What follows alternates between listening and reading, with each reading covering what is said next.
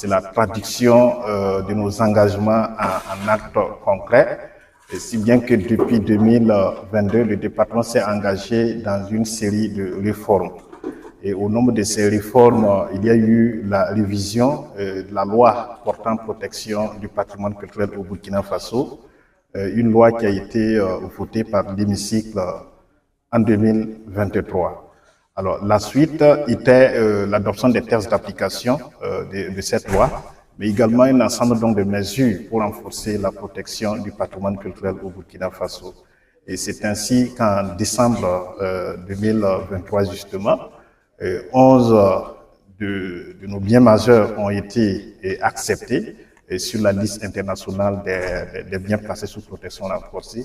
Alors donc aujourd'hui, s'engager donc dans un projet de vulgarisation des textes juridiques, la loi sur la protection du patrimoine culturel et ses textes d'application, c'est une logique dans la suite donc de nos actions.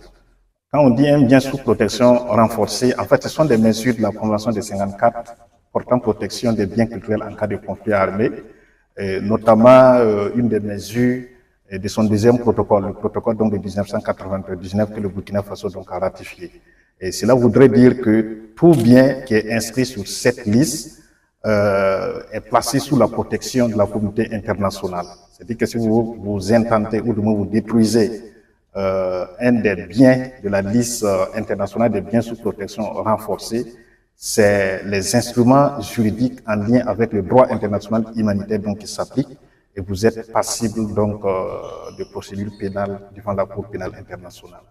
11 biens qui sont inscrits sur la liste internationale des biens placés sous protection renforcée. Ce sont d'abord donc les biens inscrits sur la liste du patrimoine mondial de l'UNESCO, donc les ruines de l'Olopéni, la cour royale de Kébélé, les 5 sites de métallurgie ancienne de fer au Burkina Faso, c'est le musée national du Burkina, c'est SIA, centre historique de Bobo Dioulasso, c'est la cathédrale de Notre-Dame de Ouagadougou et c'est le sanctuaire de Yagma.